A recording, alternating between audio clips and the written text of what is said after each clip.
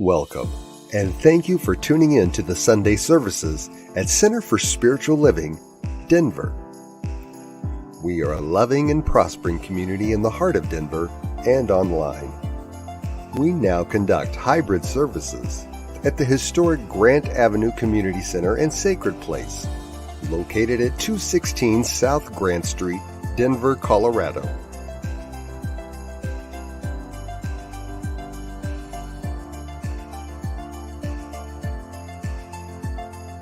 All are welcomed here. A place, space, and face of love. We are a spiritual community practicing universal principles that enrich our lives. We are grateful that you have blessed us with your presence. While online, we'd love to know you're watching with us. Feel free to leave a comment and let everyone appreciate you. With everything going on, life can feel overwhelming. CSL Denver wants you to know we are here for you.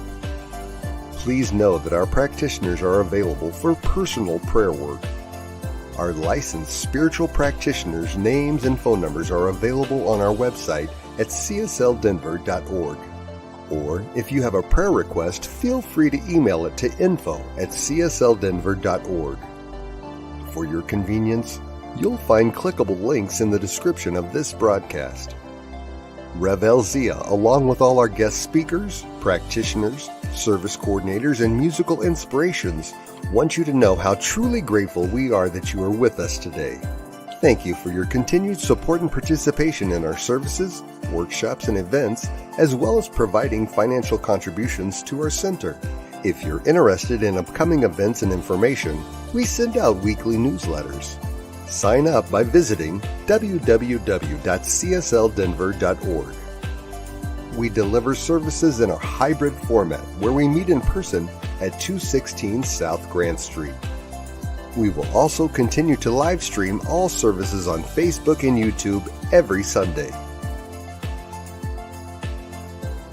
Find us on our respective channels as well as on New Thought Media Network.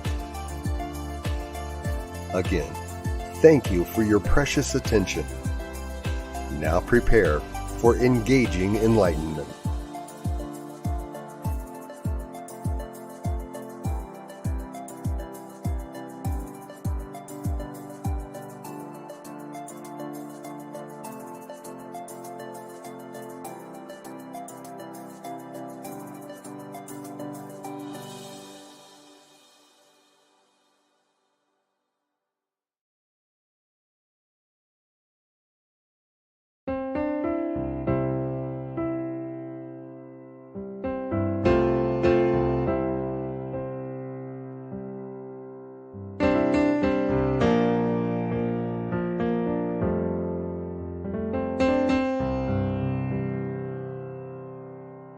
There is a garden where dreams come true,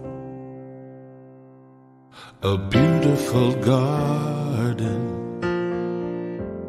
where God's grace blooms. There is a garden where everything grows, a beautiful garden where love is sown. And in this place of light and love, you can have anything that you're dreaming of. There is a garden where dreams come true, a beautiful garden.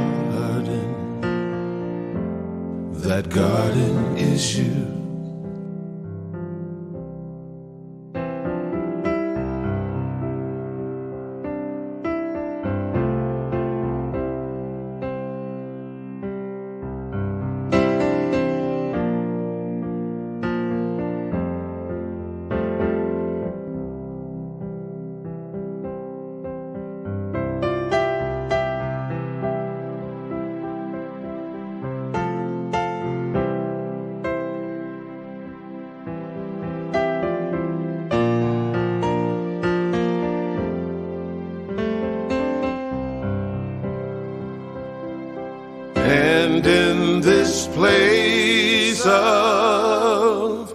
light and love. You can't have anything that you're dreaming of. There is a garden where dreams come true, a beautiful garden. That garden is you. Such a beautiful garden. That garden is you.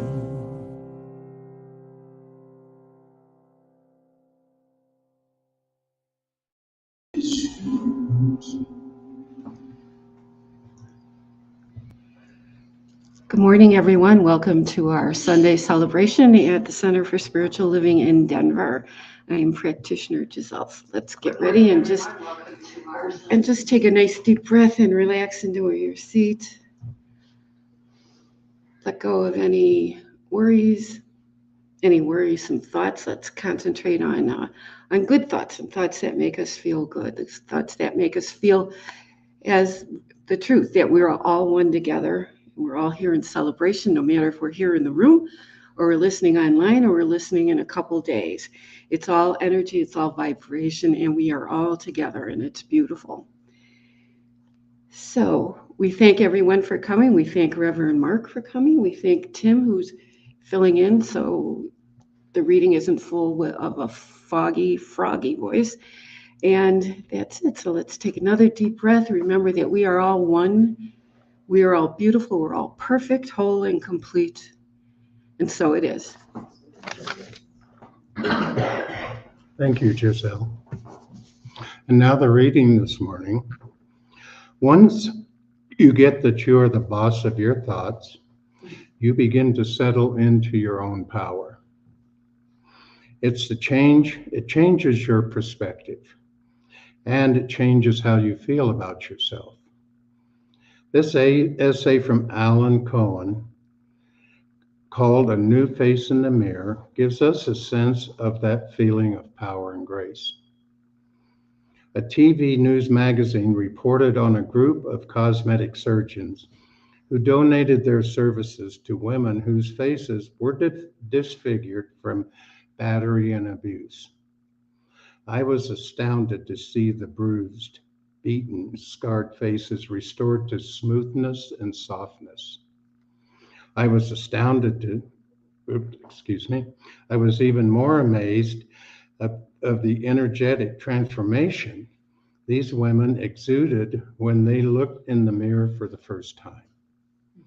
Each of them laughed and shed some tears of joy and appreciation. They never thought they'd see a whole face again.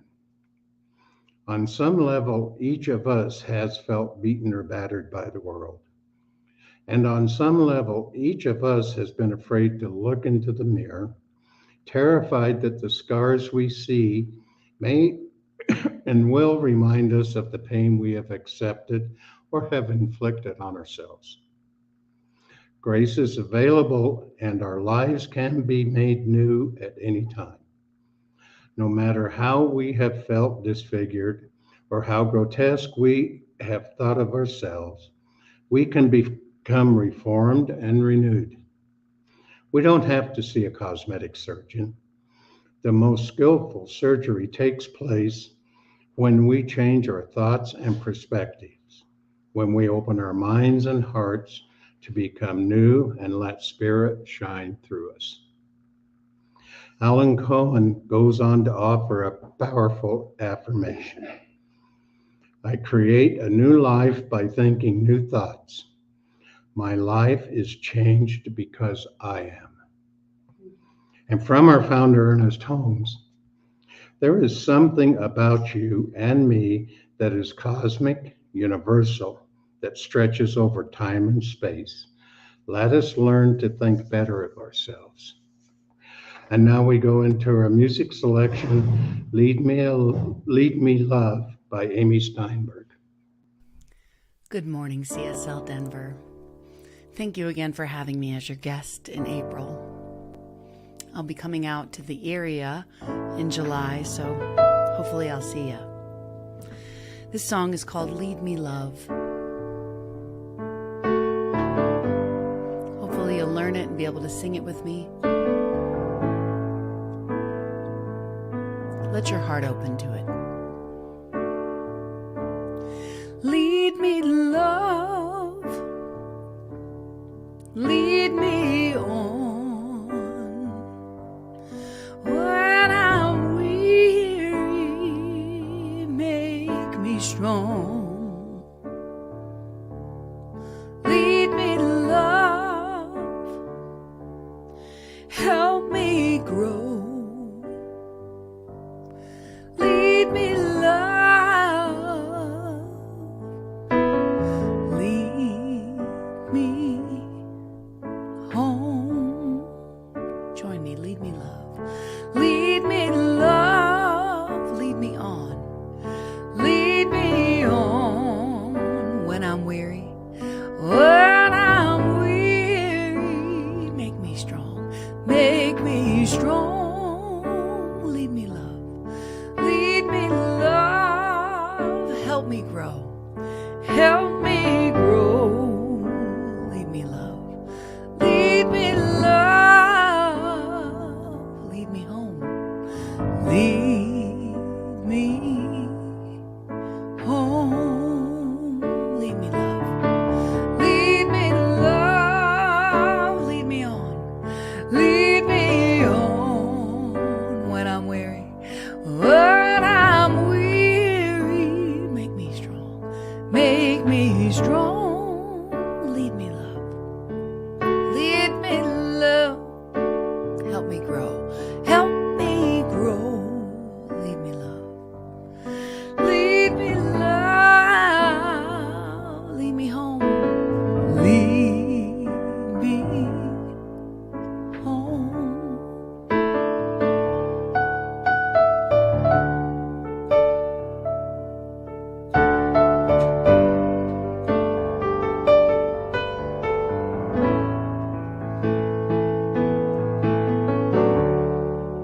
Lead me, love. Lead me, love. Lead me on. Lead me on. I am ready. I am ready. I am strong. I am strong. Lead me, love. Lead me, love. Watch me grow. Watch me grow. Lead me, love. Lead me, love. I am home. I am home. I am home.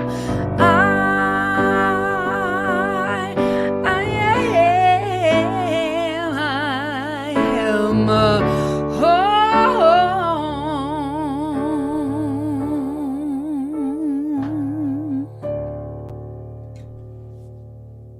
I love you.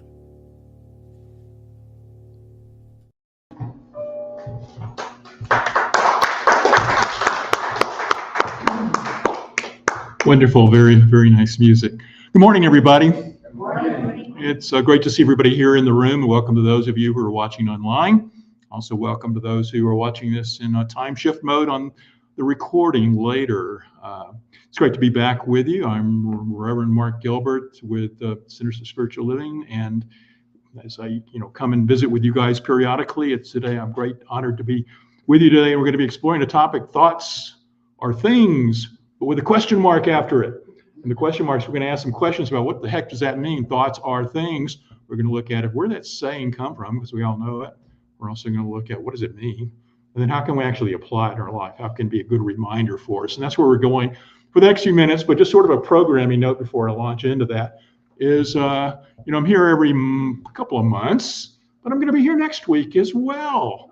So you can use that as a warning or an enticement. I'll leave that up to you to decide. And because it's the first Sunday of the month, you have a gathering after the service where we do a meditation and have Q&A and discussion. And so I'm looking forward to that. So it's going to be kind of fun too. I love doing dialogue around our philosophy, and seeing what we think about it and other people think about it, and going deeper with it. I think that's really where we can take what we listen to on Sundays and in presentations like this and really say, well, how can I apply this in my life? And what do I really think and believe about it? Okay. So I hope to see you next week. If you're in the Denver area, instead of being online, come on down here and join in the post-celebration discussions. Thoughts are things. We've all heard this phrase if we're in New Thought. And in fact, when you hear it, it becomes one of those memes. This is an ancient 100-year-old meme that a catchphrase, a subtitle. There's a number of them that we use in New Thought. You probably hear other phrases like change your thinking, change your life. We've probably heard the ideal made real, or using the law of attraction. And there's plenty more of these that we could get into, but there's little catchphrases that we use as a reminder of some essential truths that are underlying some of our philosophy. And by the very nature, that we use things like what we resist persists, is a quick reminder to ourselves that there's aspects of the world that are something that we need to take a look at in our life and change our thinking around. And so as I was putting today's presentation together, one of the things I thought about was, where the heck did this statement come from? And so I looked back and did some research. And now I've done a lot of, I work on the board of the Science of Mind Archives and do a lot of research work for them. And I've done a lot of Ernest Holmes research. So I thought I would start with Ernest Holmes. Now, for those of you who may be new to the philosophy, Ernest Holmes is the founder of Science of Mind. It's a flavor of New Thought. New Thought's an American spiritual philosophy that came up in the late 1800s, although it has its roots going back to thousands of years ago to ancient Greece and Rome and Egypt and things of that nature. But philosophies through the years have brought it forth. But it became something that sort of coalesced into New Thought in the late 1800s. Ernest Holmes was a writer in the first part of the 20th century, and he created the philosophy Science of Mind, which centers for spiritual living in all our communities. Although we're open to so many philosophies and metaphysical thoughts and truth wherever we find it, our underpinning that comes from Ernest Holmes. And so when I thought about thoughts or things, the very first thing I thought about is I had a little book on my shelf called Thoughts or Things by Ernest Holmes. And I thought, well, maybe I should start there by looking at that book. And so I pulled it off my shelf and hadn't actually looked at it in a little while. And one of the things I realized right off the bat, it's a great little book, first off, but it was one of the books that came out after Ernest Holmes died.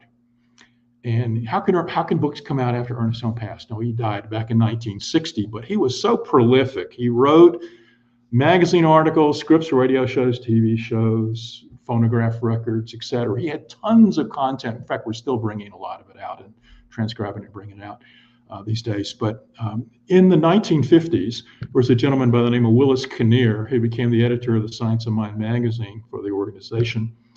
And he served in that capacity up until in the 1970s. And one of the things that he did late in Ernest's life and after Ernest passed was to take a lot of the writings of Holmes and edit them and massage them into books. And so every year they came out with a new, what they called Science of Mind Annual, where there would be some topic and some discussion of New Thought philosophy with writings of Holmes, oftentimes mixed with some edited content from other people. The book Thoughts Are Things by Ernest Holmes is a book that Willis Kinnear, this editor, put out after Ernest's death, where he basically on one page will be, here's a worldly condition or problem that we all face. And then on the facing page would be an edited writing from Ernest Holmes that addressed that issue. Nowhere in the book does it really talk about the concept thoughts or things. It's implied in all of the writings that our thoughts create reality. And so, that's the book, Thoughts Are Things. I said, well, okay, that really doesn't answer the question for me. So I went back and used my other research tools and found tons of quotes from Ernest about where he used the phrase thoughts or things. But I got to confess, I knew when I was going in and looking back at Ernest's work, I knew that he wasn't the origin of the phrase, that it was something that was already in that soupy mixture of consciousness that was New Thought in the late 1800s and early 1900s. And in fact, I had encountered the phrase in research I had done on Christian D. Larson, on William Walker Atkinson, who wrote the Kabbalion, and other New Thought writers, and had encountered this phrase many times. So I knew it was already in the mix with the New Thought crowd. And but luckily, a colleague of mine, Mitch Horowitz, who does a lot of writing, wrote for the magazine for many years. And he wrote a really good history of New Thought a few years ago called One Simple Idea. Now, when people ask me what's a good history book to understand New Thought, I say, go get this book. Because Mitch, he includes aspects that are not included in some of the other histories. He brings it more up to date. He also has a critical eye. He shows some of the warts in some of the people who were in New Thought in some of the early days, and which is good to know about. And he also, in that book, explores, does this concept of using the power of thought, does it really work? Is positive thinking an effective tool? And then, I will give you the spoiler alert, he does feel like it does work. So, but in that book, he has an aside about where did the phrase thoughts are things come from. And in his research, just one thing I want to say, that I love this book because, and this is a selfish egoic statement, I'll just say that, is that he actually has an acknowledgement of me in his book because I helped him with some research on Christian D. Larson, where I had done some research and he wanted to know where I'd gotten the stuff and so forth. But anyway, in that particular book, Mitch researched the origin of the phrase that we use, thoughts are things. And he realized the first time he could find somebody using that phrase in the New Thought movement, or in the people who were writing of this New Thought kind of dialogue, was a guy by the name of Warren Felt Evans in the late 1800s. In fact, I think it was in the 1870s. But it was just an aside. It was just a phrase in a sentence, and he didn't anchor and emphasize it. Okay. Now, I have no doubt that somewhere in the history of humanity, somebody used the phrase thoughts are things before that, but nobody really popularized it until there was a guy in the late 1800s named Prentice Mulford. Everybody know Prentice Mulford? And he's not a well-known New Thought author, but he's an interesting character because he grew up in Long Island area in New York, inherited his family business, which then had some struggles, and he left that and became somebody who worked on merchant ships for many years, sailing around and supporting ships for many years of his life. And he ended up in San Francisco during the gold rush days in the 1800s and tried his bit at panning for gold and mining gold, and realized he could make more money working for a local newspaper in San Francisco. And there he became sort of a commentary, humorist, writer, commenting on the events of the day. Sort of sounds like another person that if you're familiar with American history, it would make you think of Mark Twain, who ended up in San Francisco in the mining area and so forth. In fact, there's a number of similarities, because after he left San Francisco and he went back east, he was a traveling humorist and giving humorous stories and things of that nature. But he also liked writing, and he made enough money that and this will remind you of Thoreau. He took his money and went out in the woods of New Jersey and built himself a small cabin and lived there and started writing. And he started writing these essays. The essays, he then wanted to find a publisher for, and he went up to Boston and found somebody who was going to be publishing, would help him publish the stuff. And so his essays started coming out in a series of New Thought magazines. I'll say magazines, but they're very short pamphlets with just one article in them. And they were called the White Cross Library, the White Cross Library. And this is probably fascinating to the history nerds in the room, but what he actually did was, and I just got to make an aside on this, because you can't look at this and you go back to the late 1800s and early 1900s. How do people nowadays, if they want to communicate their ideas out in the world, we write a blog. We go online, we get a blog, we get a YouTube channel, we put our words out and online, and it's very quick to do that. But back in the day, if you were in the late 1800s, early 1900s, what you did, you published a magazine. And there were tons of New Thought magazines in the late 1800s. Everybody anybody who had any thought about New Thought, they either wrote for a magazine or published their own magazine. Well, Prentice Mulford, he actually wrote these White Cross Library publications, and they became so popular that the articles were aggregated into a series of 6 books, and they were called Your Mental Forces and How to Use Them, a phrase that later was taken by Christian D. Larson for a popular book in the 20th century, by the way. But they had 6 volumes of these essays. Now, the reason I go into this sort of detail is this kind of an interesting thing. Mulford passed away in 1891. and he was found on a boat floating out right off the coast of New Jersey. He was planning on taking a boating trip, and they found that there was a boat just floating out there. They went out and found him. He had died in the boat, and it was under mysterious things. There were some interesting newspaper articles speculating on what happened to Mulford. But after his death, they published one more volume of his collected works in this 6-volume thing where they were bringing together the White Cross stuff. And so what is this got to do with Thoughts Are Things? One of his essays was called Lilies of the Field. And in the bottom of every page of that thing, he had the phrase, thoughts are things.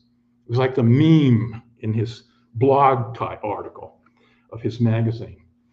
And that's interesting in and of itself that he did that, because he would pull out little phrases in several of his issues to give little quick snapshot phrases to anchor in what he was trying to teach in that article. When Mulford passed away, an interesting coincidence is they took some of his better essays and published them into a book called Thoughts Are Things. Just like Holmes has a book called Thoughts Are Things published after his passing, which I thought was an interesting coincidence. One final quote on Mulford is that when he died, his headstone says not only his name, but says the words "Thoughts Are Things" on his gravestone. So he's the one who originated the phrase and popularized it, and it got into the mixture of all our early New Thought writers, and everybody picked that phrase up and started using it. But what does it mean? What does it mean? What does it do for us? And I know that when we all heard it, I can react from my own perspective. And when I first heard that phrase, I thought, yeah, it's a great reminder that I have this aspect of an inner awareness where I'm thinking and having thoughts. And that inner awareness is connected to this outer world that I'm moving around in. These are the things out here, and there's these thoughts that I'm having in my inner awareness. And there is a connection. If these thoughts are things, there is a bridge between my inner awareness and my outer awareness. Now, you may have a different take on how you use the phrase or thought about the phrase, but for me, it was an anchoring of the awareness that we have these two realms in which we experience life, and they're connected. That our inner world is connected with our outer world. It's connected to the power of thoughts. Okay. Now, this is this question of the connection or bridge between our inner world and our outer world is one that humanity has really studied for eons, thousands of years. And in fact, from a philosophical standpoint, philosophers, scientists, religious leaders have all studied what's really real between all of this. And on the one hand, there are these people who, and especially back in some of the early religious traditions, felt like the only thing that was really real was the inner awareness, the thoughts, the consciousness. From a philosophical standpoint, we call these the idealist, because they think that it's only this ideal in mind is the only truth. The downside for the idealist position, of course, is that we walk around, we hit our toe on a rock, it hurts. This physical stuff is giving us feedback all the time that it's not an illusion.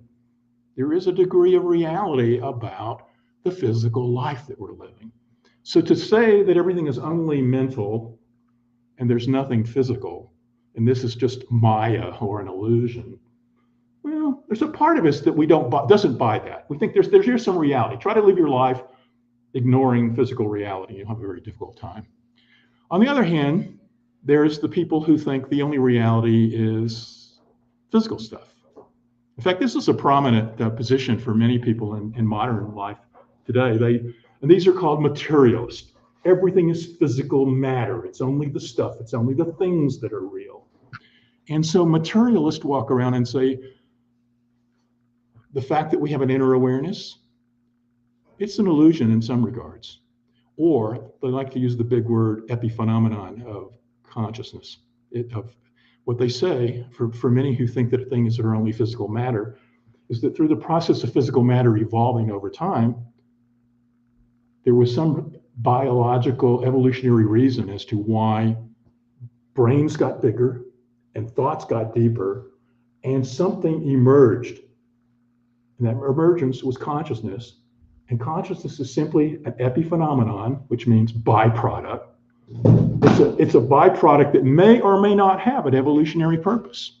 Now, this is sort of like the modern thought of a lot of materialistic scientists, and they believe that there's no inner world. There's no true inner world. It's an illusion that we make up through this biological mechanism. Now, this has its downsides as well for a lot of folks.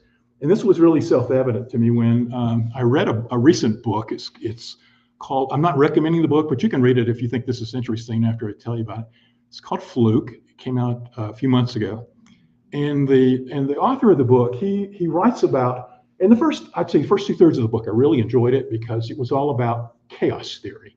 Chaos theory is that aspect that we summarize it by saying it's where the butterfly wings flap in Brazil and it changes the weather in Japan, or some sort of variation of that story. What it gets at is the fact that everything in life, everything in the material world is interconnected. And that one small change over here can have a big impact over here. We'd like to think of it in terms of all it takes is one small group of people whose consciousness and actions can change the planet. That there are small things that can make big differences because of this interconnected nature of the universe. And that's what his book was about, in tying together. And he goes through a really beautiful process of describing chaos theory, which you can find in other books as well. But in the final couple of chapters of the book, he then makes this leap. Now, again, I'm saying there's two ends of the spectrum. Everything's either mind or everything's physical stuff. And he makes a statement in his book that says, any rational person with the scientific training would realize that consciousness is physical. Okay. And I said, well, maybe not, was my take when I read the sentence.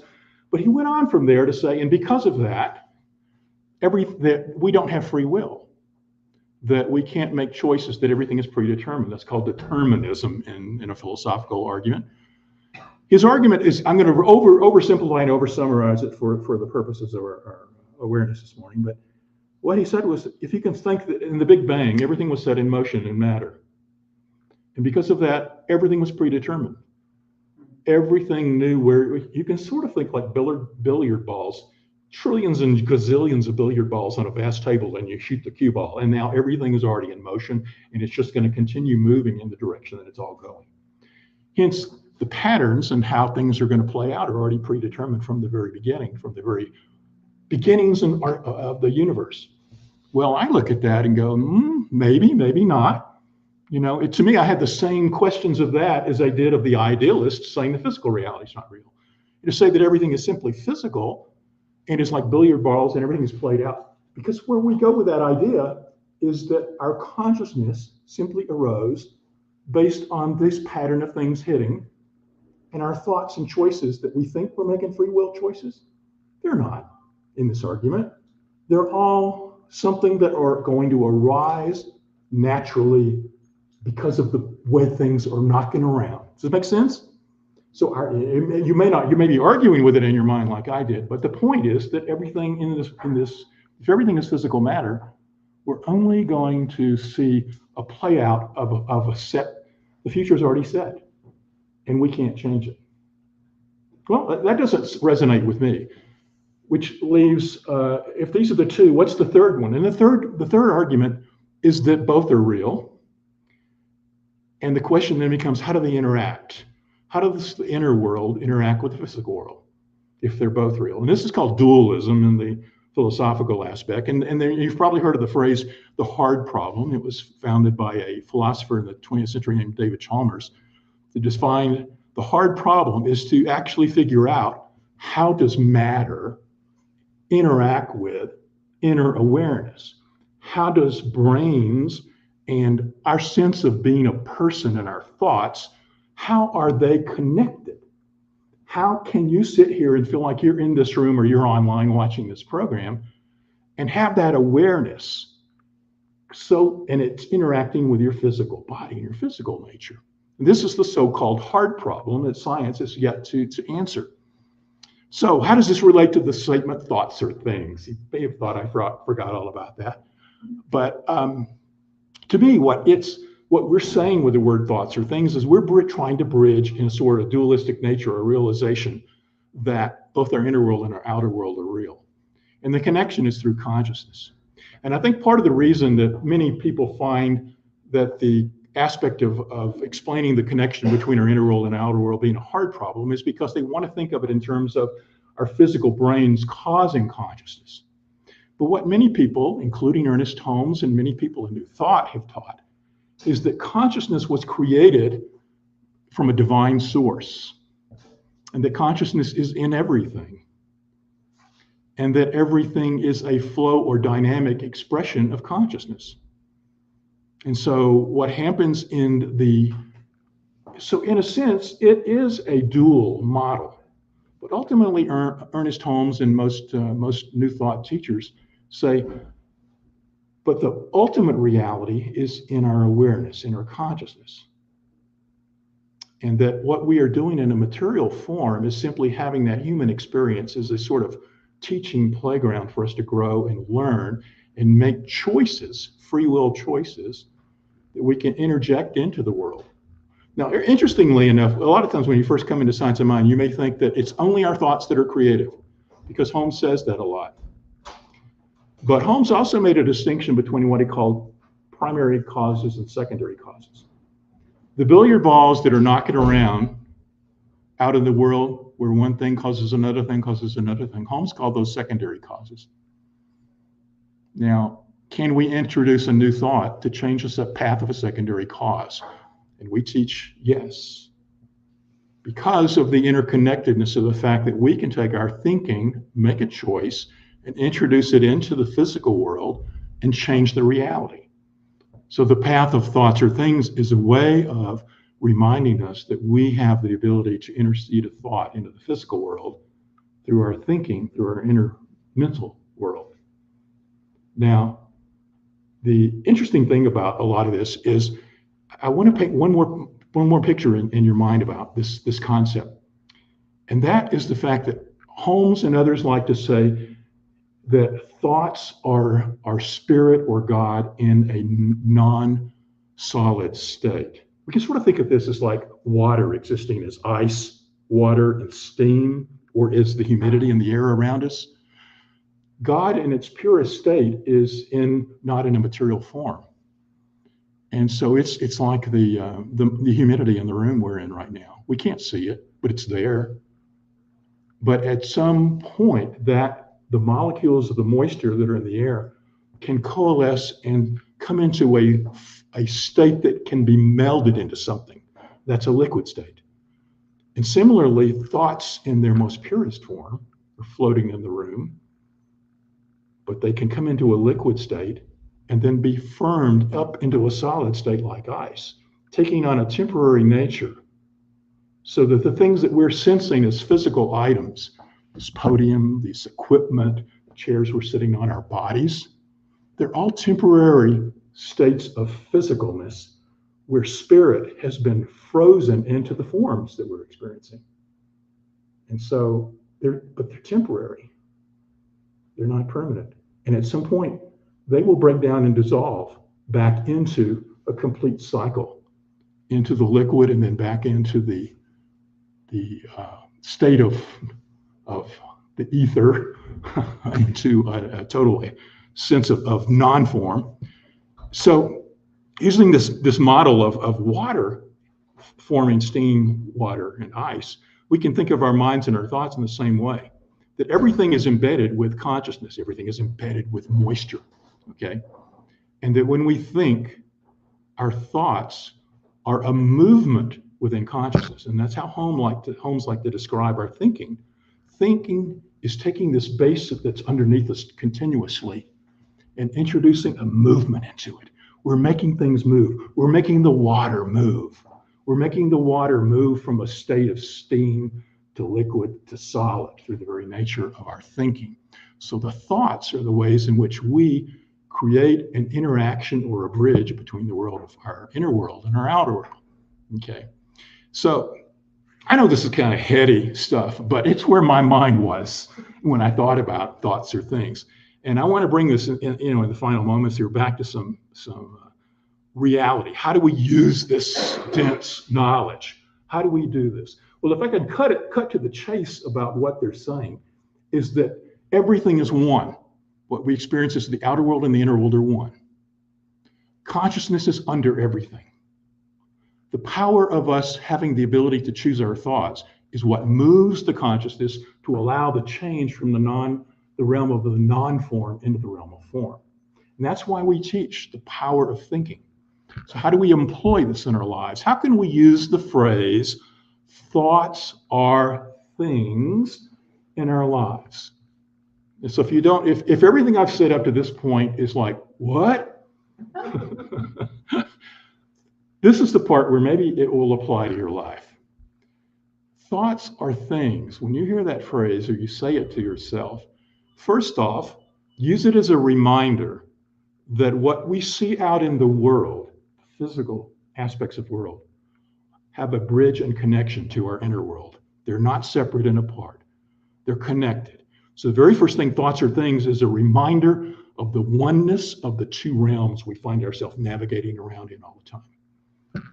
Second way you can use the phrase thoughts are things is to remind yourself that by the nature of what I'm choosing to think, I am choosing what occurs in my life. And that's what most of our classes are about using that aspect of looking and holding up our thoughts to the light to see if they still serve us. So if things in our life are not as we desire, to ask the question, where in my thinking do I need to look at this?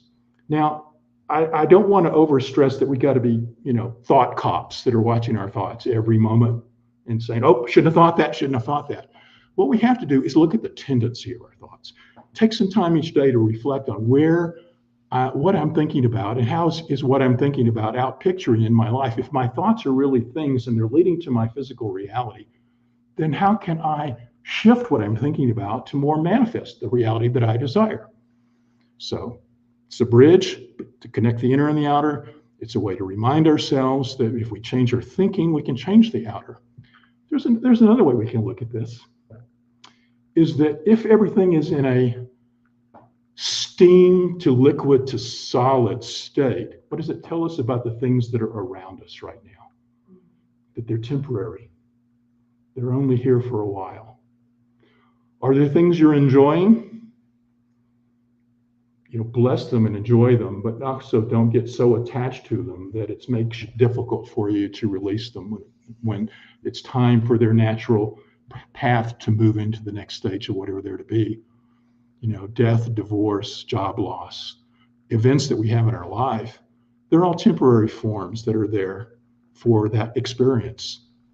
But we tend to, as humans, want to keep that and cling to that. And we need to remember through the state that thoughts are things, is that that's a temporary process of a continuous flow. Things in your life are not what you want. This too will pass. It's a temporary thing and it's not going to be there forever. If you're experiencing difficulties in your life, give it time, continue focusing on the positive, and recognize that everything in our life passes, the good and the bad. Okay. And the final thing that I want to suggest to you, and this is probably the more difficult one to do, is when we hear the phrase thoughts are things, it is a reminder that thoughts have this interplay with the material world. But where are we actually? Where's our truth? Our truth is in the spiritual world. And as long as we are focused on our thoughts, we're focused on the interplay in the material. So much of our processes here are spiritual practices to tap you into your truth. So part of the process is changing the thinking for our physical lives to change. But part of the process is to stop our thinking to enjoy the spiritual life. We often hear about the fact that in meditation, we sit in meditation to stop thinking, to hold up the flow of consciousness. Consciousness is there, but when we're thinking, we're giving movement to it. When we stop thinking, we're allowing ourselves to get into practicing the presence of the divine that is there all the time, because God in the consciousness, the non-moving consciousness, the ever-present consciousness of the divine is a presence that's in our lives all the time. So thoughts or things can be a reminder to also occasionally stop our thoughts so that we don't focus on the things, and that we can rather anchor our awareness into the truth of the divine of who we are. It's hard to stop your thinking. It is. One of the best practices that I have found for doing that in the beginning is to do a meditation called the gap. And what you're looking for is to recognize and focus on your thinking at the very beginning, where you have, oh, that's a thought, and that's a thought. And then that you're called to take your attention and focus on the space between the two thoughts. Now, this sounds kind of crazy when you first hear it, but there actually is a slight gap when you're thinking one thing and you go to the next thing you're thinking about, and you go to the next. There is a little space there. And if you can turn your attention in the quietness of the day into the meditation, into that little gap between your thinking, and feel what that feels like. I mean, I know what it feels like for me. There is a silence. There is a spaciousness. There is a timelessness. There's also an interesting sort of sound in the background that I can't quite describe that comes up for me. But when I hear it, I know I am getting into the space and I'm allowing the thoughts to stop. And when I can get there, I have experiences that remind me that my truth is more than this physical form. It's more than this body mark and the world story that I tell myself, that I am so much greater than that. So our call this week, as I conclude, is for you to remember thoughts are things. And as you remember thoughts are things, remember that's a bridge between the inner world and the outer world. It's a reminder to shift your thinking to the direction that you can create the reality you want. It's a reminder that the things in our life are temporary in nature, that all of them, the good and the bad, will change. And it's a reminder to often take time to stop our thinking so that we can touch into and know God at a deeper and higher level. So let's pray. Let's just move into that space this moment where we shift our focus outward, the world of things, into the world of the inner world. We have thoughts with our thinking in this moment to allow us to move towards the higher understanding of our oneness of all it is. We know there's only one life, one God, one power, one presence, one divine essence that moves in and through us and gives us our very existence. These forms that we call ourselves by our names are a beautiful gift, joy and growth of this human time here on planet Earth. But we also know that we're called through our awareness to live and grow and to become the highest expression of who we can be. We know that not only is that out manifesting in our physical lives to the highest expression of whatever it is that we are called to be in the world of form, but it's also to move inward into our greater awareness of our divine nature at the anchoring of our truth. And so I know for each and every one of you that the lives that you are expressing this week and continuing forward are a life of divine guidance and gifts and goodness. But I also know that you're guided inward to touching and knowing the sense that you are, in truth, a divine being. Thank you, thank you, thank you, God. And I release these words into the law, knowing that they are so, and so it is.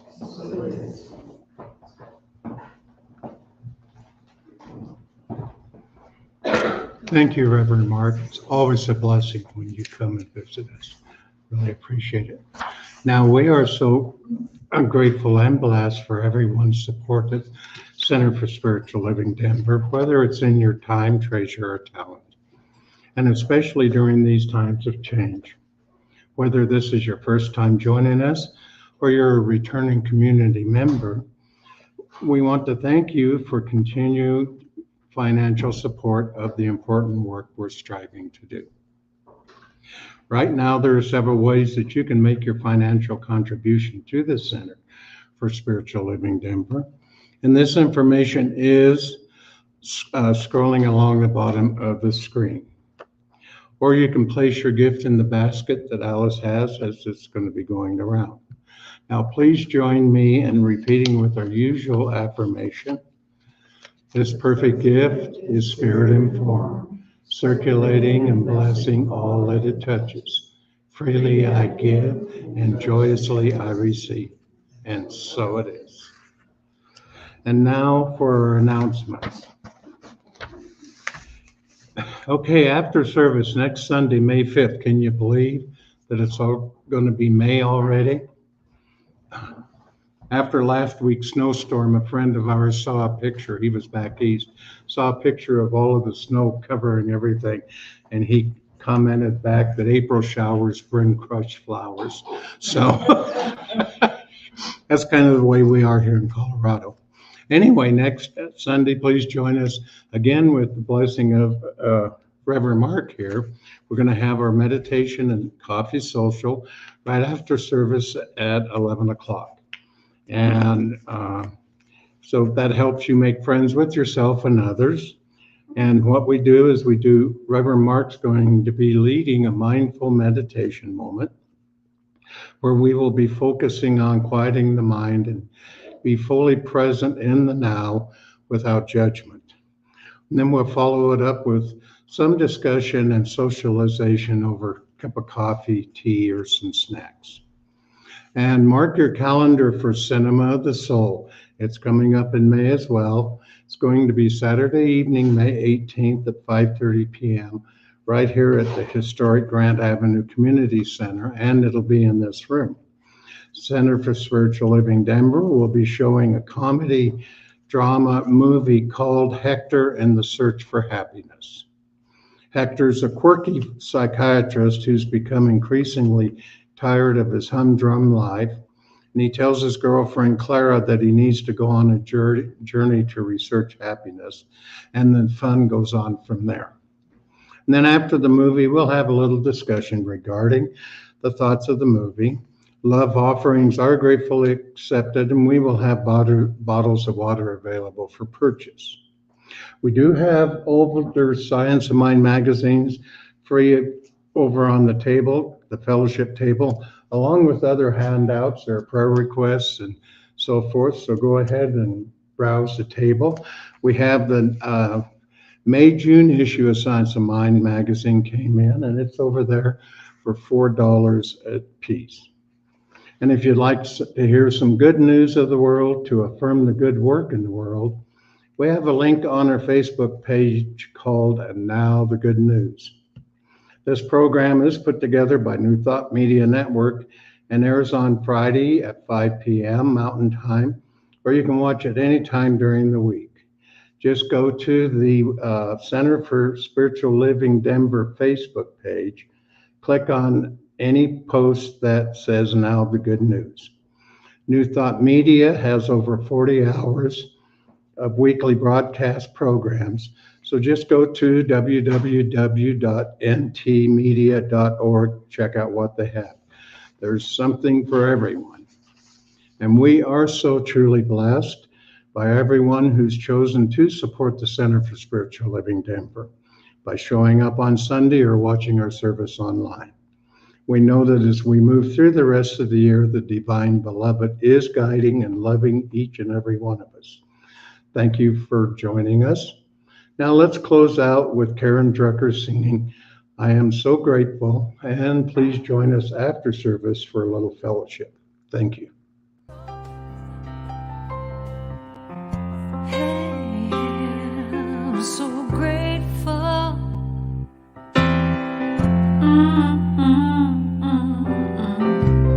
I'm so grateful. I'm so grateful. I'm so grateful for all that I have. I'm so grateful. I'm so grateful. I'm so grateful.